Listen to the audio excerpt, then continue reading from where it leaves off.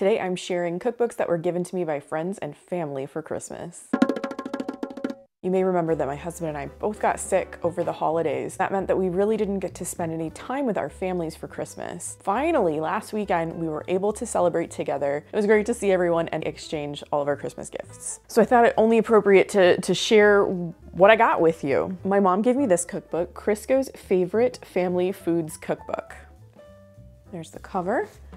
There's the back. Look at all those beautiful photographs of food. This book is from... It's in here. This book is from 1973. The first chapter is all about family menus. See this? The menu is here, which is really nice. Sometimes that doesn't always happen. So this is Spanish style chicken, and then there's a banana spice cake with fluffy frosting for dessert. And then same on the next page, this is a breakfast menu. The layout of this cookbook is just slightly unusual. I don't see it super often. Sometimes in some of the older Betty Crocker books and stuff, you'll see this sort of like horizontal layout. So instead of having like title of recipe, ingredients list, and then instructions in a vertical line, you'll see that the name of the recipe is here, the instructions are here, and the ingredients are here, so it's all kind of horizontal. And the whole cookbook is like that. There was also a little bonus in here. WSAK Radio Bingo. I have no idea where that radio station is from, but do they still do Radio Bingo on WSAK? Oh, we have a chapter that people might find particularly interesting right now because I'm hearing a lot about this. Budget stretchers. So we all know that food costs are kind of outrageous at the moment, but they were apparently outrageous in 1973 as well. I think there have always been budget recipes, budget cooking ideas in every decade. We're always trying to save a little bit of money if we can. I might cover a couple of these just because I think that some of these recipes would be very relevant for today. So really love this one. It has some great photographs in it. So next I'm going to be sharing a few of the books that my dear friend and neighbor Lindsay gave me for Christmas. This one I don't really have to say much about because I just did a video on it, so I'll go ahead and link that down below. I'll link it in the cards, so if you haven't watched that one, please do. But this is the spicy cookbook. I immediately started laughing when I first picked it up. So next up I wanted to share Cooking with a Velvet Touch. And surprise, surprise, Mary Blake is back.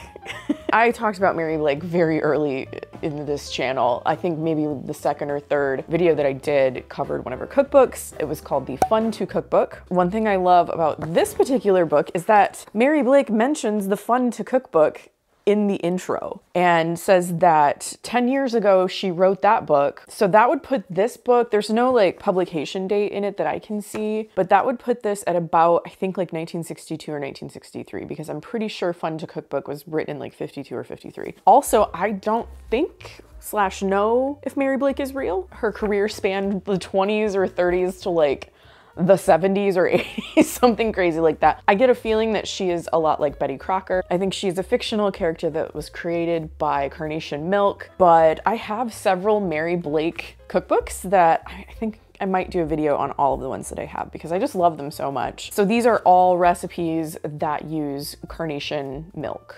Great photographs in here. I have to show you this one. It says easy right in the middle of it. Old-fashioned thrifties. Who doesn't love an old-fashioned thrifty? This little section of treats, I love how it looks. This bright yellow background with just like the different cookies and stuff sprinkled throughout. Looks very appetizing. Very happy to add this to my Mary Blake collection. So then we have the Officers' Wives Cookbook.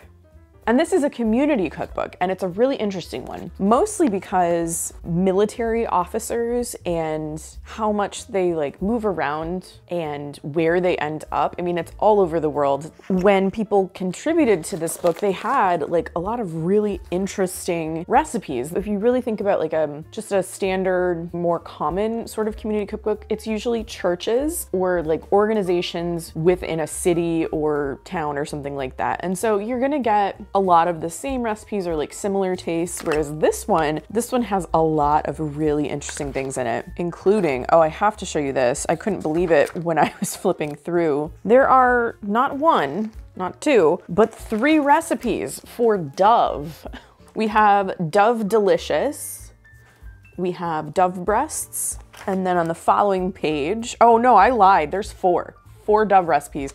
Dove Delight, and then Oven Broiled Barbecued Dove. I'm not really sure exactly where I'm going to find Dove.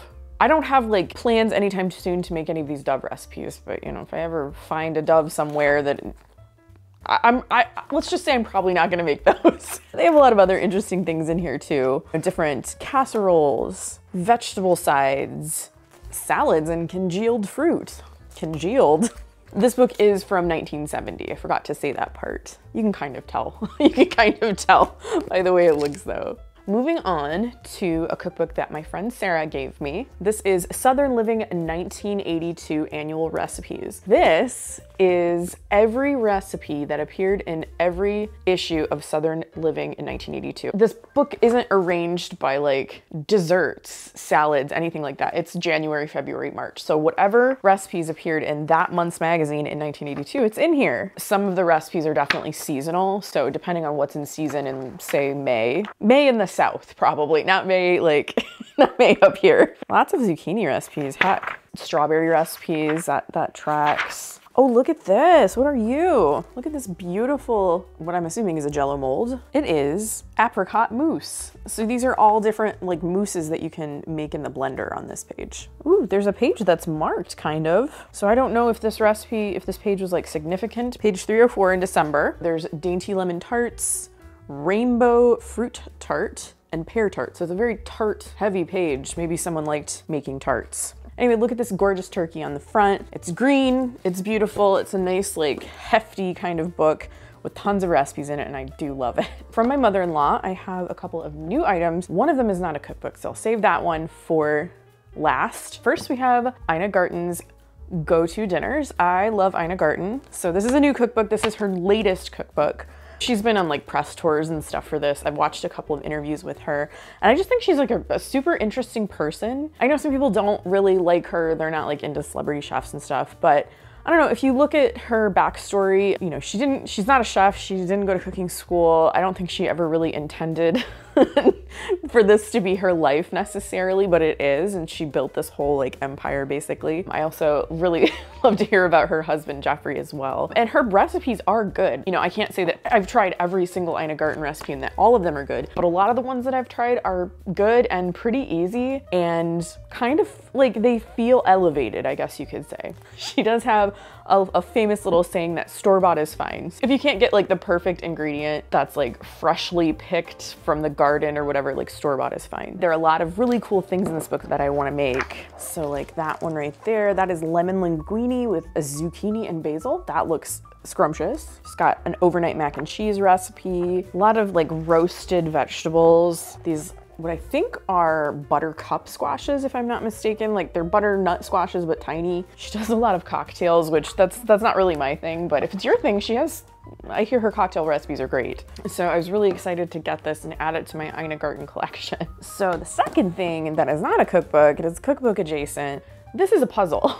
And it is a really cool puzzle because it features a ton of Betty Crocker cookbook covers on it. And so when I opened this, immediately the thing I did was say, I have this one, I have this one, I have this one, I have this one. Like I have a lot of these. So this is gonna be a fun one to work on, I think. So this puzzle is available on Amazon. So I will link it down below if it's something that you think you might want yourself. So my final books warrant a bit of an explanation. This. I can explain all of this. So this is Bake Shop in a Book, and I mentioned this cookbook in the fall. I picked up like a little sort of like excerpt of this cookbook and made one of the recipes from it, and then I posted a video about it. I think it was Thanksgiving cobbler, and I was like, you know what? I might have to get this cookbook. And I did. I bought a copy for myself. I don't always do that. I really do prefer to find cookbooks kind of like in the wild rather than go on eBay and like find them and purchase them. But I have some very generous and very wonderful people in my life. So my friend Jen also got me a copy for Christmas, which I love. Thank you so much, Jen. I mean, clearly I love this cookbook, but then a lovely viewer named Jennifer also sent me a copy. And Jennifer, if you're out there, thank you so, so much. She said that she watches my videos with her daughter, which I like, it makes me so happy. What to do? Here's what I think I'm going to do. I'm keeping the two books that Jen and Jennifer got me, okay? Because they're meaningful to me. People thought enough of me to listen to what I was saying, which I should probably be more careful about what I say. And they actually like sought these out. This isn't like they could go and just go to the bookstore and like get it. Like they actually had to look for this and purchase it, and like you can't, yeah, this is like out of print basically. But the third one that I bought for myself, I think I'm gonna save it for a giveaway. Here's what I'm thinking. My channel is very close to becoming monetized. If you don't know what that means or like what I'm talking about, I can link an explanation in the description down below. But basically like YouTube plays ads on my videos, and before I reach like monetization status, they keep all the revenue from those ads. But once I reach that monetization threshold, like I get some of that revenue. You know, probably not a lot, but it's something. So I think what I'm gonna do is when I reach that like monetization goal, I will put together a giveaway for the cookbook that I bought. So this is the one that like I purchased. I think that's like the best way to handle this. I didn't really know what to do or say when I got the other cookbooks. Jen, of course, like, thank you, Jen. You're the best. Like, you are a huge, like, positive spot, a light in my life. And then Jennifer, I didn't know how to thank you because I didn't have any way to do that. I didn't have, like, a way to send you a message, I guess. Kind of a dilemma, and I'm, like, as you can probably tell, I'm having, like, a bit of an anxious moment even talking about it because I, like, didn't know what to do. But I think that's kind of the best thing I could come up with. Keep the two that are treasured gifts. I think that's more important to me than the copy that I purchased myself. Coming soon, hopefully, if I reach that monetization threshold soon, I will let everyone know, and I will kind of put that giveaway together and share it. And hopefully, you know, if you want this cookbook, you might have a chance at winning it. So those are my latest cookbooks. I don't like to call this one a haul necessarily because it's like treasured things. It's like special gifts that people gave to me. They thought of me and gave them to me. So like a cookbook haul, the name doesn't really seem to fit it very well, but I know that many of you like to see the cookbooks that I have just like picked up or received. So wanted to share this with everyone. But speaking of cookbook hauls, if you love to watch those types of videos, I do have an entire playlist and I will link it in the description down below. I hope you liked this video. If you did, please give it a thumbs up and subscribe to my channel. I post videos about food, vintage cookbooks, and retro recipes every week. If you'd like to see what else I'm up to, you can check me out on Facebook or Instagram. Links to both of those are in the description down below. Thanks again for watching, and I'll see you in my next video. Bye.